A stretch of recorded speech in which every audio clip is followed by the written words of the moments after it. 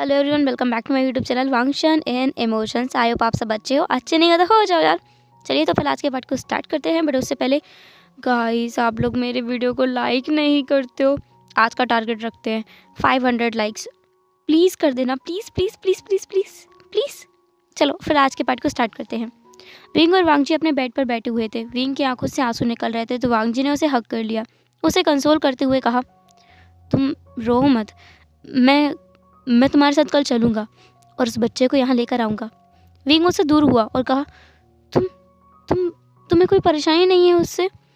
वांगजी ने कहा, मुझे पता ही नहीं था कि मेरे भाई का एक बच्चा भी है। अगर पहले पता होता तो उसे कब कब मैं परिवार में ले आता।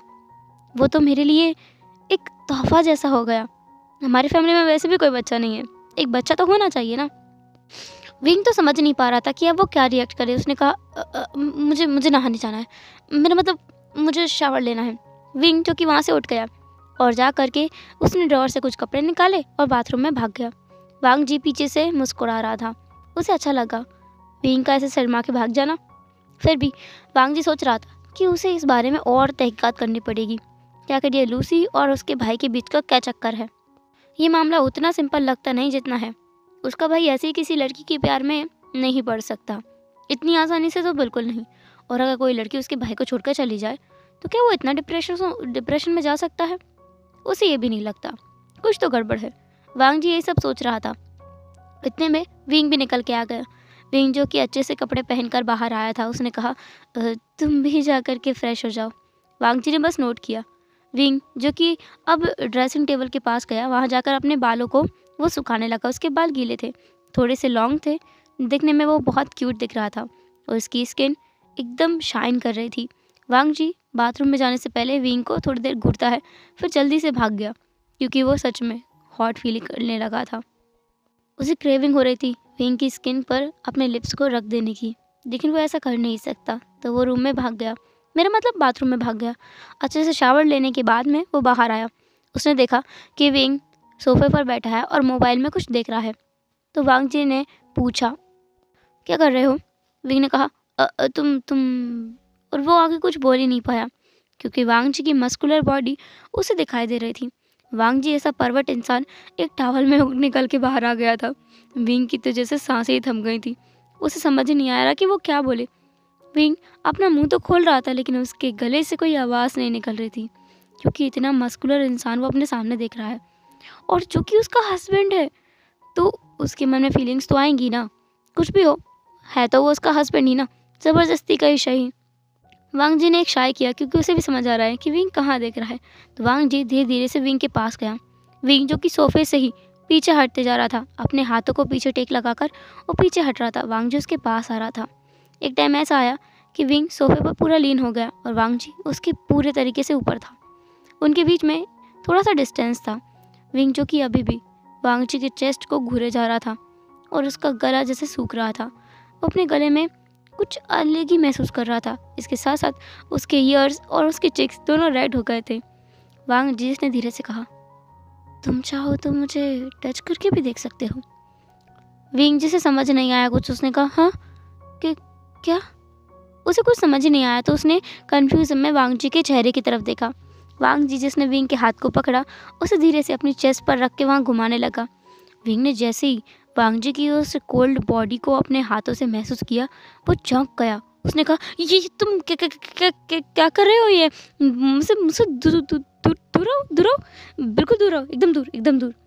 वांगजी ने कहा, हाँ, मेरा वाइफ कितना शाय है, मुझे पता नहीं था तुम इतने शाय हो। विंग ने कहा, कौन शाय है? मैं कोई शाय पर्सन नहीं हूँ। हाँ, और ये बेशर्म वाली हरकतें तुम किसी और के साथ में करना, मेरे साथ नहीं, वरना मैं रूम से भाग जाऊंगा। वांगजी ने कहा, ओ सच में? अब तक तो सब सो गए होंगे। वैसे भी मैं कुछ करने वाला नहीं था, अपने इस दिमाग के घोड़ों को दौड़ाना बंद करो। विंग ने कहा, मैं क्या कुछ गलत सोच रहा हूँ? मुझे सब पता है। तुम क्या करने वाले थे? वांगजी ने कहा, अच्छा मैं क्या करने वाला था? विंग जिसकी बोलती एकदम बंद हो गई। अब वो कैसे बोले कि वो उसके दिमाग में क्या चल रहा था। विंग ने कहा, हाँ, मैं तुम्हें क्यों बताऊँ? तुम्हें पता है ना तुम क्या करने वाले थे, तो बस मुझे भी पता है। वांगजी ने कहा, ठीक है। विंग जो कि अभी भी वांगजी को घूर रहा था इस बार वो गुस्से से घूर रहा था। वांग जी के दिमाग में एक शरारत सूझी तो उसने अपने टॉवल की तरफ हाथ बढ़ाया। विंग ने कहा, क्या कर रहे हो? वांग जी ने कहा, अब तुम मुझे इतने प्यार से देखोगे बाबई तो मुझे तुम्हें पूरी तरीके से अपने आप को दिखाना पड़ेगा ना। वांग जी जिसने टॉवल को खोल दिया, विंग ने तुरंत अपनी आंखों को बंद कर लिया, अपने दोनों हाथों से अपने फेस को छिपा लिया और कहा, छी, तुम कितने गंदे इंसान हो। यक। वांग जी जो कि बड़ी बुरी तरह से हंस रहा था, उसने अपने अंडरगारमेंट्स को पहन रखा था। वो नेकेड नहीं था, लेकिन विंग ने कुछ और ही समझ लिया। विंग ने कहा, जल्दी से कपड़े पहनो, कितने गंदे इंसान हो तुम सच में शेमलेस हो, तुम सच में परवर्ट हो, कमीना कहीं का। वांग जी विंग के पास गया और उसे पीछे से हक कर लिया। विंग तो पूरी तरह से जम गया कि ये क्या हुआ। विंग ने तुतलाती हुए वॉइस में कहा,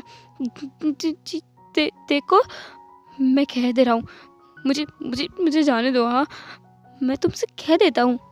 वांग जी उसकी नेक के ऊपर अपने नोज़ को रब करते हुए बोला, अच्छा, और अगर मैं तुम्हें ना जाने दूँ तो?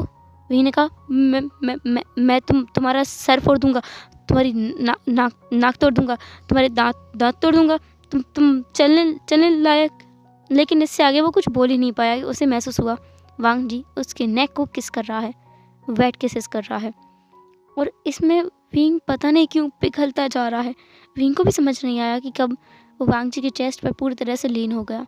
वांग जी जिसने विंग को पलटा, विंग जो कि वांग जी की आंखों में देख रहा था, वो उन गोल्डन आईज में खो गया था जिनमें उसके लिए बेइंतहा प्यार था। विंग जो कि कुछ बोलने की हालत में नहीं था। वांग जी विंग की तरफ लीन हुआ, उसने विंग के चिक्स पर एक किस किया और कहा, बाओ बाओ, मैं तुम्हारी मर्जी के बिना कुछ नहीं करूँगा, तुम परेशान मत हो, चाहो तो जाकर सो जाओ, मैं सोफे पर सो जाऊँगा। ऐसा बोलकर वांग जी ने विंग को छोड़ दिया। विंग को 2 मिनट लगे ये समझने में कि वांग जी ने बोला क्या है। इसके बाद वांग जी का पूरा चेहरा लाल टमाटर की तरह लाल हो गया, एकदम लाल लाल। वांग जी उसकी तरफ देखते हुए मुस्कुरा रहा था। इसे देखकर तो विंग जो कि बहुत बुरी तरह से चिढ़ गया, उसे शर्म आ रही थी। उसने कहा, शिमलेस। ऐसा बोलकर विंग जो कि बेड के पास गया और जा करके उसने एक कम्बल को ओढ़ लिया। वांग जी देख पा रहा है कि विंग सच में बहुत ज़्यादा शर्मा गया है। वांग जी ने अब देखा कि उसे सोफे पर सोना पड़ेगा फिर से। वांग जी ने अपने मन में कहा, मैंने सोचा था कि मैं इसके ऊपर सोऊंगा, लेकिन अब देखो मुझे सोफे के ऊपर सोना पड़ रहा है। वांग जी जो कि अब विंग के पास गया एक पिलो और एक ब्लैंकेट लेने के लिए। उसने विंग के पिलो के ऊपर हाथ रखा। विंग ने कहा, मैं कह दे रहा हूँ मुझसे दूर रहना। विंग जिसने अपना मुंह थोड़ा सा उस ब्लैंकेट से बाहर निकालते हुए ऐसा बोला। वांग जी को और भी ज़्यादा शरारत सूझी तो उसने कहा, अच्छा, और अगर मैं ना चाहूँ तो? विंग ने कहा, तुमने अभी कहा था तुम मुझे टच नहीं करोगे मेरी मर्जी के बिना, तो तुम मेरे पास कैसे आ रहे हो? दूर दूर जाओ ना, दूर जाओ प्लीज़, दूर जाओ ना प्लीज़। वांग जी को बड़ी हंसी आ रही थी। विंग एकदम क्यूट लग रहा था, इतना क्यूट लग रहा था ना विंग वांग जी को कि बस उसका मन कर रहा था कि वो अभी ना विंग को किस कर ले, लेकिन वो ऐसा नहीं कर सकता। वो अपने आप को बहुत मुश्किल से कंट्रोल कर रहा था। वांग जी ने एक गहरी सांस लेते हुए कहा, विंग। विंग ने कहा, मैंने क्या किया है? तुम गुस्से में क्यों दिख रहे हो? वांग जी ने कहा, हाँ, अब जिसका बाव भाई इतना क्यूट एक्टिंग करेगा वो खुद को कैसे कंट्रोल करेगा? एक तो तुम इतने क्यूटली मुझसे प्लीज़ बोल रहे हो और ऊपर से कह रहे हो कि मैं तुमसे दूर जाऊँ। तुम डबल रोल कर रहे हो, तुम मुझे सिड्यूस भी कर रहे हो और दूर जाने के लिए भी बोल रहे हो। विंग ने कहा, सिड्यूस मैं? और तुम्हें? कभी भी नहीं, सपने में भी नहीं। वांग जिसने कहा, ठीक है, सिड्यूस मैं ही कर रहे हो। वेल, मैं तो यहाँ ब्लैंकेट और एक पिलो लेने के लिए आया हूँ। उसने पिलो और ब्लैंकेट लिया।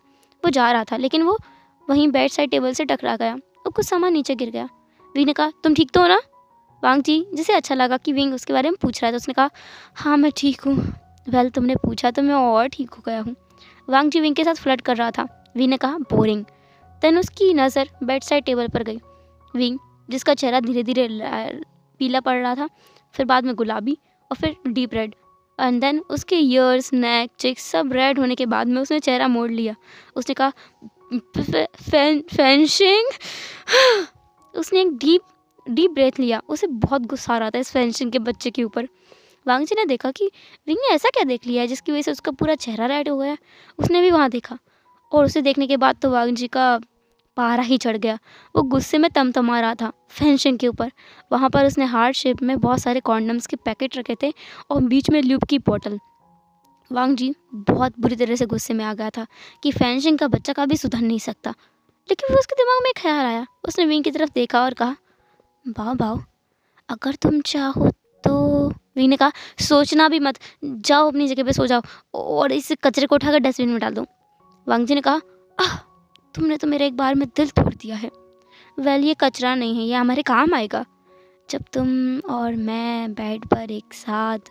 विंग, जो कि वांग जी की तरफ मुड़ा, उसने पिलो को वांग जी के सर पे दे मारा। वांग जी नीचे गिर गया क्योंकि वो इस चीज़ के लिए बिल्कुल तैयार नहीं था। उसने हैरानी में विंग की तरफ देखा। विंग ने कहा, सोचना भी मत। वांग जी जो अपने मन में बोल रहा था, वो लान कंपनी का सीईओ है और उसे उसके हस्बैंड ने इतनी भयंकर तरीके से मारा, अगर बाहर किसी को पता चला तो वो लोग तो सोचकर ही बेहोश हो जाएंगे। वांग जी ये सोचकर हंस रहा था। वी ने कहा, ऐसी क्यों आ रही है इतनी? क्या सर पे ज़्यादा असर पड़ गया है? ये तुम्हारी आदत चली गई है? क्या तुम मुझे पहचानते हो? वांग जी ने कहा, इतने अच्छे नसीब नहीं है तुम्हारे, मुझे सब याद है, तुम मेरे हस्बैंड हो। विंग जो कि मुंह बना रहा था। वांग जी हंसते हुए अपने जगह पर जाकर के सो गया। विंग जो कि थोड़ी देर तक वांग जी को देखता रहा। जब वांग जी ने सारी लाइट को ऑफ किया और हल्की धीमी धीमी सी रोशनी, मतलब चांद की रोशनी, बालकनी एरिया से अंदर आ रही थी, जिस रोशनी में विंग वांग जी का फेस देख सकता है। वांग जी पूरे अच्छे तरीके से ब्लैंकेट को लपेट कर सोफे पर सो चुका है। विंग, जिसका मन किया कि वो एक बार उसे पास से जाके देखे।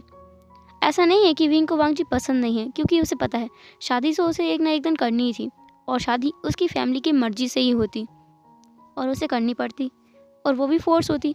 लेकिन उसका हस्बैंड काफ़ी अच्छा है, लेकिन वो वांग जी को इतनी आसानी से एक्सेप्ट नहीं करेगा। वांग जी ने उसे फोर्स किया है, उसे भी तो भुगतना पड़ेगा आखिर कि फोर्स मैरिज का नतीजा क्या होता है। विंग ने सोचा है कि वो वांग जी को जानबूझकर परेशान करेगा। विंग जो कि धीरे से उतर कर वांग जी के पास गया, उसके फेस को देखने लगा। वांग जी सोते हुए एकदम क्यूट चाइल्ड की तरह लगता है। विंग ने अपने मन में कहा, ये सोते हुए जितना जितना शांत लगता है, जागने के बाद उतना ही शैतान हो जाता है। हाँ, डिमोन कहेगा। विंग जो कि उसके फेस को एक बार निहार कर फिर बाद में वापस से अपने बेड पर आकर के ब्लैंकेट को लपेट कर अपने ऊपर सो गया था। अब नेक्स्ट टाइम हम देखते हैं मॉर्निंग में। मॉर्निंग जब वांग जी तो 5 बजे उठ गया, उठकर रेडी हो गया, सब कुछ कर लिया उसने। देन उसने सोचा कि चाय बनाएंगे। विंग को बेड टी की बहुत बुरी आदत है और उसकी इस आदत को उसका हस्बैंड बखूबी निभाएगा। वांग जी किचन में गया। किचन में आज उसकी मॉम ऑलरेडी थी। वांग जी जो कि किचन में जाकर डायरेक्ट चाय बनाने लगा। मिसेस लान जिन्होंने हंसते हुए कहा, तो तुम्हारे हस्बैंड को क्या सुबह चाय पीने की आदत है? वांग जी ने कहा, मुझे कल ही पता चला कि उसे बेड टी की आदत है। मिसेस लैन जो कि वांग जी को और अच्छे से चाय बनाना सिखा रही थी। हालांकि वांग जी को आता है, पर उसकी मॉम की तरह चाय वो नहीं बना सकता। मिसेस लैन जिन्होंने पूरी तरह से हर एक चीज़ की। बस वांग जी जो उस चाय को छान करके विंग के पास ले गया। लगभग सुबह के 6:30 बज चुके थे। विंग का ये उठने का समय तो नहीं है, लेकिन उसे उठना तो पड़ेगा। वांग जी ने धीरे से विंग को हिलाया और कहा, विंग उठो, बाओ बाओ, हनी डार्लिंग। विंग जो कि हाथ मारते हुए बोला था, आचिंग मैं तुम्हारी जान ले लूँगा आज सच में। वांग जी ने कहा, ये हमेशा आचिंग को क्यों याद करता है? इसका भाई है मैं जानता हूँ, लेकिन मुझे उससे जलन होती है। अब बेचारा वांग जी हर किसी से जलस होता फिर रहा है, क्या करें अब इसका। खैर, विंग जो कि धीरे से उठा, उसने कहा, आचिंग तुम कितने बुरे हो, तुम मेरे छोटे भाई हो और इसके बावजूद तुम मेरे नाना बने घूमते हो। उसने आंखें रब करते हुए अपने रूम को देखा। ये रूम तो उसका नहीं है। फिर उसे याद आया, अरे शिट, वो तो मैरिड है। उसने फिर वांग जी की तरफ देखा। वांग जी जो कि एक स्माइल करते हुए विंग की तरफ देख रहा था। वांग जी लीन हुआ। विंग को कुछ समझ नहीं आया।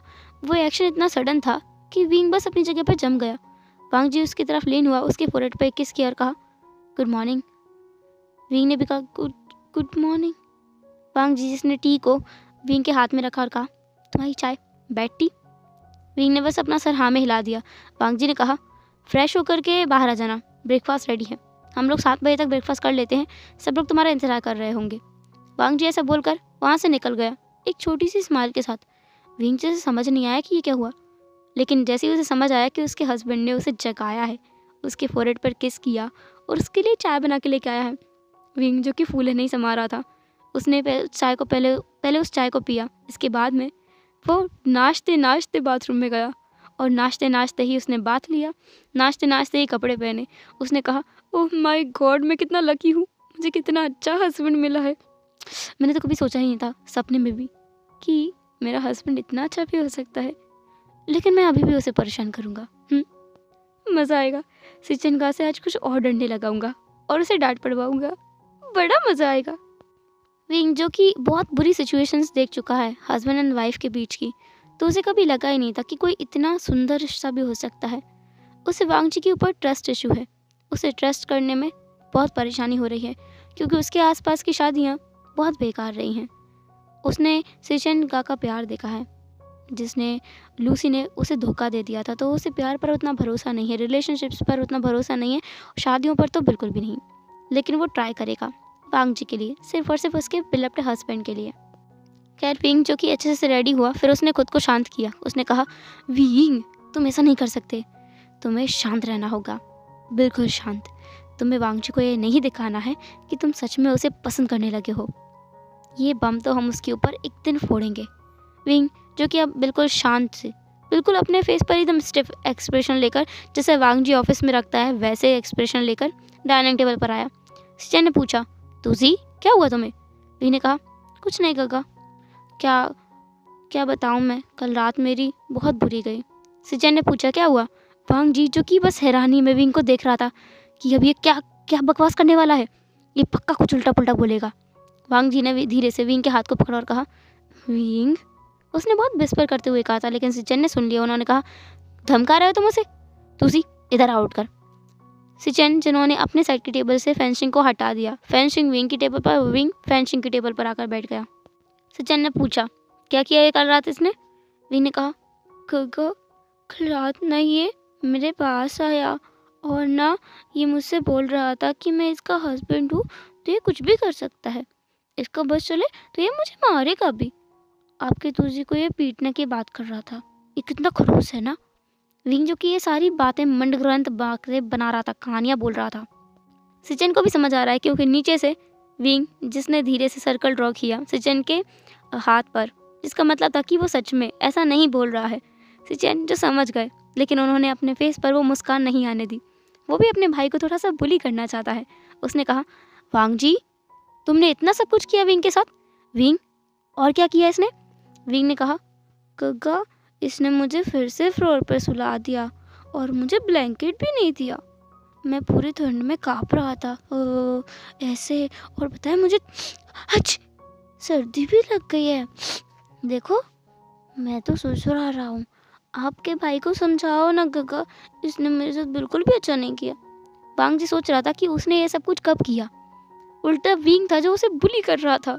विंग तो रात को कितना कितना कितना क्यूट लग रहा था, और अभी देखो शैतान का नाना।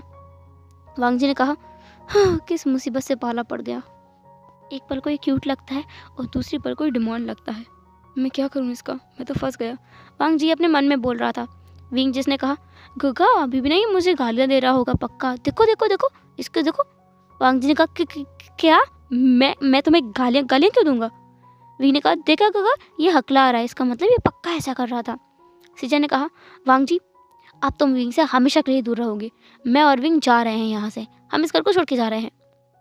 वांग जी इसने कहा, क्या क्या क्या बकवास कर रहे हो तुम गगा, आप भी नहीं जा सकते और ना ही विंग जा सकता है, आप दोनों ही मेरे लिए एक बराबर हो।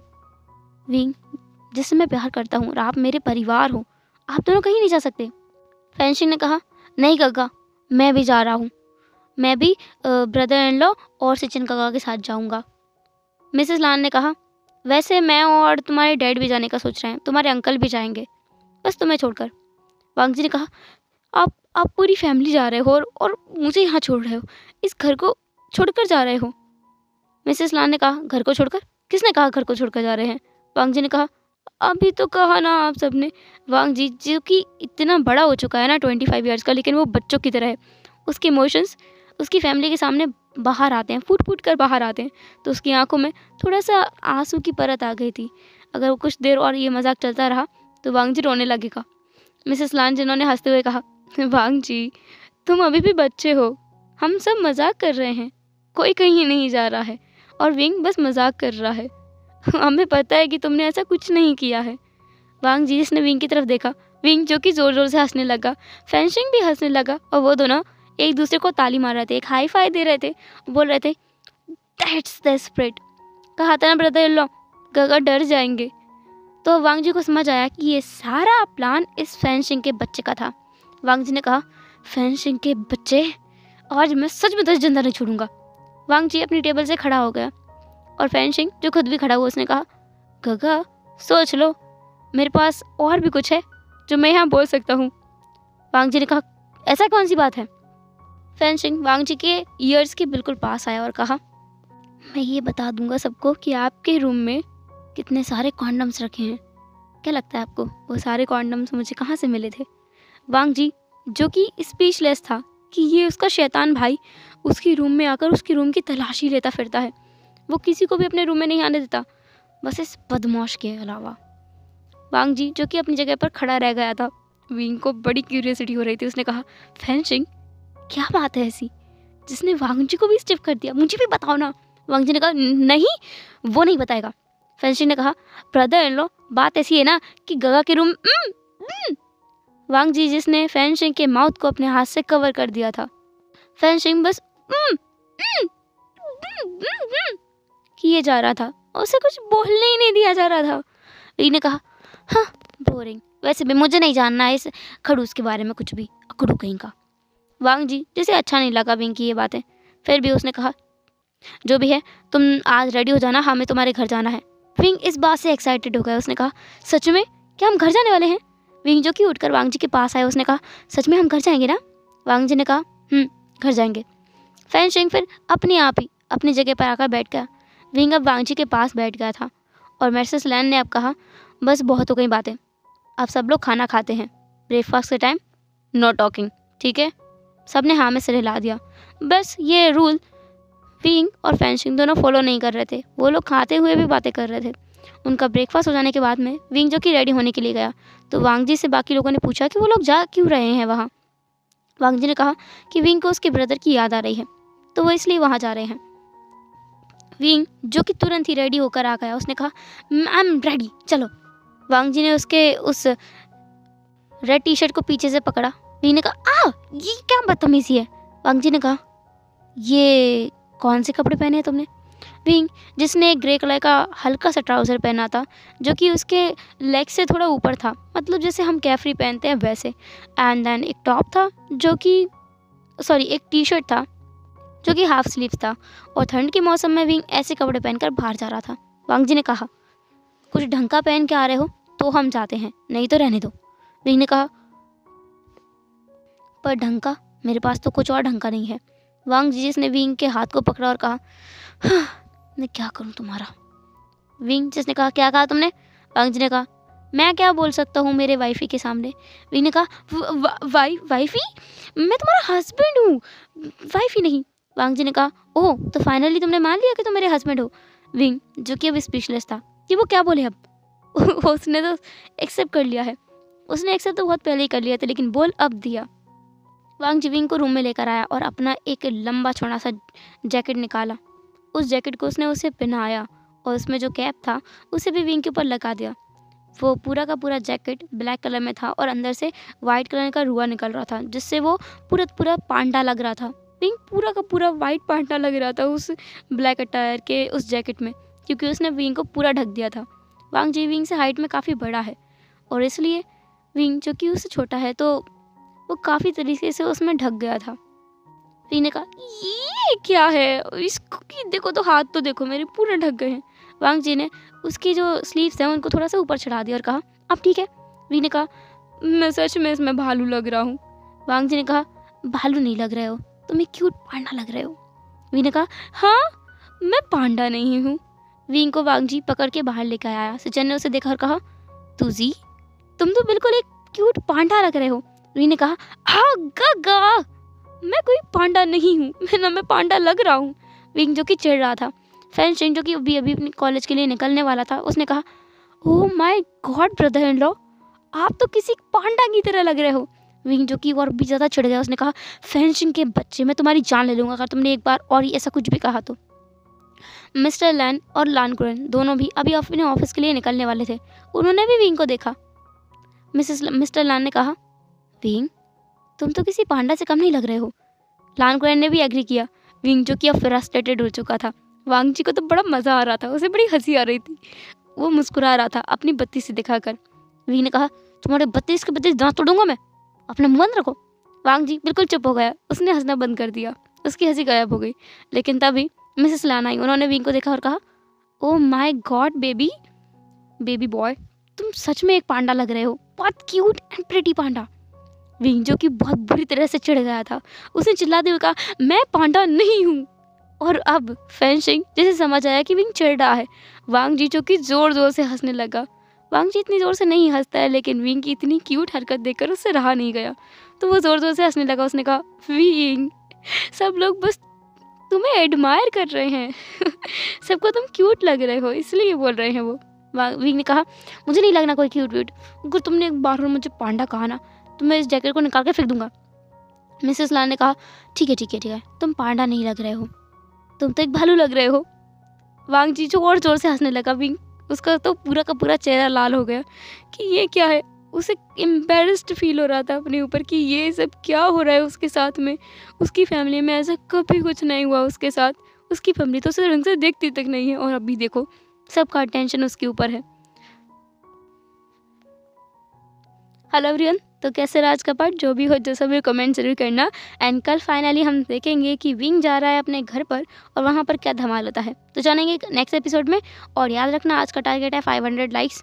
तो फिर मिलेंगे नेक्स्ट एपिसोड में, तब तक के लिए टाटा के बाय, अपना ख्याल रखना।